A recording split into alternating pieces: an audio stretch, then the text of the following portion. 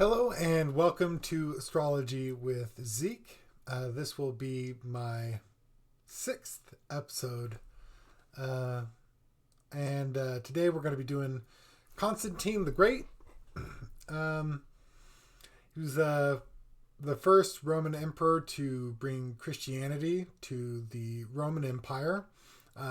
Beforehand, it had been criminalized, and he made it legal. That being said, to my knowledge, he didn't criminalize paganism either, but effectively instituted a religious freedom, if you will, though I do believe Christianity was strongly encouraged under his rule. He also came into power during a time of chaos during the Roman Empire, during the Tetrarchy, in which there was multiple Roman emperors. And eventually, after some political turmoil, he came out on top as the one single Roman emperor and moved the capital of the Roman Empire to Constantinople, which, of course, is today Istanbul in Turkey. So, with that out of the way, let's dive into his chart. I will say, unfortunately, we don't have an exact birth time, so this interpretation may not be the best, and unfortunately, I can't discuss his moon because, wouldn't you know it, it's on a day that changes sign, so I actually do need a birth time to give an accurate read on that. Not to mention the moon can move 10 to 15 degrees in a single day within one sign. So I won't be covering his moon, but I do believe there is more than enough to go over and get kind of an idea of the kind of person that Constantine was. So with that out of the way, let's begin. All right, since we don't have a rising sign, I'll just start off with Constantine's sun. So the first thing that I see right off the bat is there's a big grand cross in Constantine's chart. So what does that mean? That means there are at least 4 planets in 4 different signs of the same triplicity. In this case, it's all mutable signs. So he's got a grand cross between his Sun conjunct Venus in Pisces, which squares his Mars in Gemini, which squares his Saturn in Virgo, which then squares his Pluto in Sagittarius. So this is a very stressful aspect. And generally speaking, since this is all in mutable signs, this is someone who would be really hard to get a read on. He's someone who's highly adaptable, but in kind of the strangest, oddest ways possible.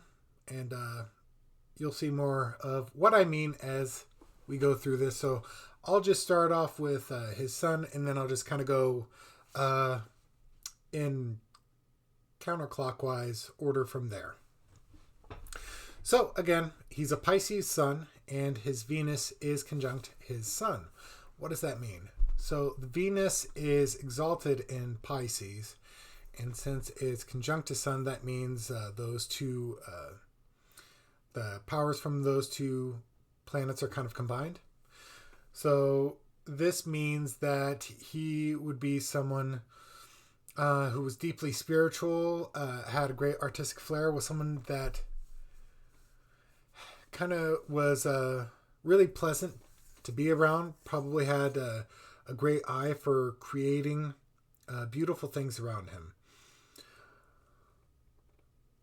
And as the ruler of his sun, Jupiter, is in Leo, I would say this also gave him an incredibly magnetic and charismatic charm to him. So not only was he like really pleasant, spiritual, and art, kind of had a really good eye for art and beauty. He was just kind of the kind of person, like if you just met him, you just felt kind of drawn to him. It was almost hypnotic, if you will.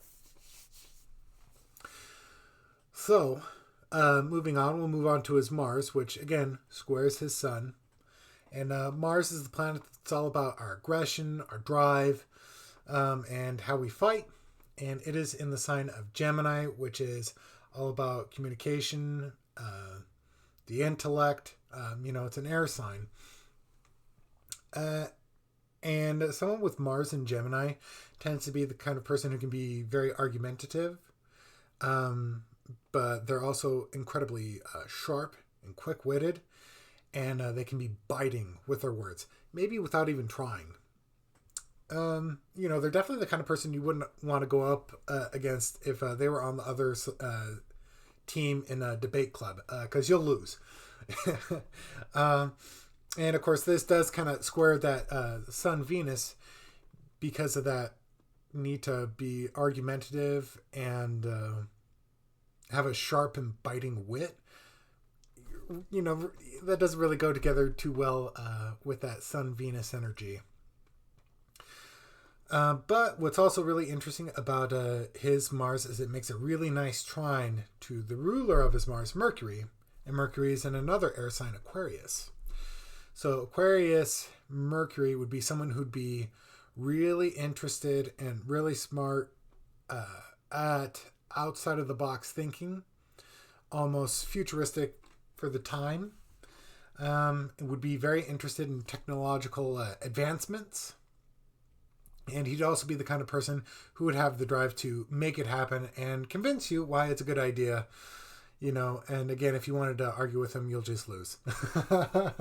And interesting enough, during his reign, outside of just, the obvious religious changes that he made, he also made sweeping changes with the currency.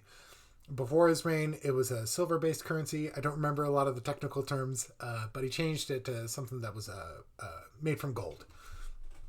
So that's just an idea of some of the big changes that he made during his rule outside of just religion. So, moving on from that, the next step we have is his Saturn in Virgo. So, Virgo is kind of the sign of the healer. It's someone who's very adept at research. It's pretty good for like a doctor or a scientist or a researcher. But it's somewhat different from Gemini in that they're not detached from their emotions. They're still very close to the subject at hand. And with Saturn being there, that means his structure, order, really comes from getting really into the nitty-gritty of any given subject and being hyper-focused on it. Perhaps even being a micromanager. And I think that's how, that's opposed to the, again, Pisces Sun Venus conjunction. That's, all about being a dreamer, being spiritual, not really having too much time for those teeny tiny details. Whereas there's this side of him that is all about that. So that's a very interesting contradiction. And, the way it squares with the Martian Gemini is both Virgo and Gemini are both ruled by Mercury, so they're effectively two sides of one coin. Whereas Gemini is more interested in ideas and theory, Virgo's more interested in applicable theory, something that can actually be brought into reality, and that's how they differ. So again, with his Saturn being ruled by that Aquarian Mercury, that shows that he was just really, really into the specific details of technology, and also further enhances the idea that he was probably really, really good with money, very interested in currency, because that's the thing. Again, his Saturn is ruled by Mercury, and interesting enough, his Mercury is ruled by Saturn. So we have this interesting reception going on. Moving on, the next step is a much darker side of Constantine, and one that probably often flew under the radar. That would be his Pluto in Sagittarius. So Sagittarius is kind of the sign of the optimist, the philosopher, the person who's out there traveling, interested in foreign lands, foreign ideas, and exchanging those foreign cultures and ideas. But with Pluto there, this brings a really dark flavor to that normally optimistic Sagittarian sign, to the point that I would say he was the kind of person who by hook or by crook would get the job done, and he didn't really care how it got done. He was more interested in results, and if that meant he had to break a couple of eggs, he would do it in a heartbeat. That being said, he had a way about him where it was almost as if it was just easy to overlook this dark side of him, because you have all this other stuff going on, that it was just really easy to forget about this side of him. And interesting enough, his Pluto in Sagittarius is making a trine to its ruler, being the Jupiter in Leo. So I would say, because Leo is the sign of the lion, it's all about me, it's showy, it wants to be seen, it wants adulation and praise, it wants to be remembered for the good things, but they also have a regal air about them where they just command respect. And I think this is probably why that this dark side of him is so forgettable. Because he was the kind of person who could quickly reassert control and then pull back into being, the great emperor who has everyone's adulation and respect. Yeah, anytime that was threatened, he could easily crush you. Easily. And that would just come out just like that. In fact, one thing that's really glossed over, a fact about him that's glossed over a lot, is he actually executed his own son and his second wife. Granted, the details for why they were executed aren't known. There are rumors that, his son slept with his stepmom, but that can't be confirmed. So nobody really knows why, and it seems that he went out of his way to have their names struck out of the record, or at least any mention of why they were executed struck out of the record. So that kind of goes back into this side of him that was really dark, really into crushing enemies by any means necessary, but then real quick reverting back to, this magnanimous ruler who was just this great guy. So that was just something I just wanted to point out real quick. The other thing that's kind of interesting, and I'm not sure what to make of it, is, of course, there are rumors that Constantine was never actually a Christian, or if he was a Christian, he just had a poor understanding of Christianity, which is quite possible given that he grew up pagan. But his sun in Pisces is making a really nice trine to Neptune in Cancer. Cancer is the sign of the archetypal mother. And it's all about the past and has a lot to do with your roots. And with this nice trine from the sign of Pisces, the sign of spirituality and the archetypal ancient priest,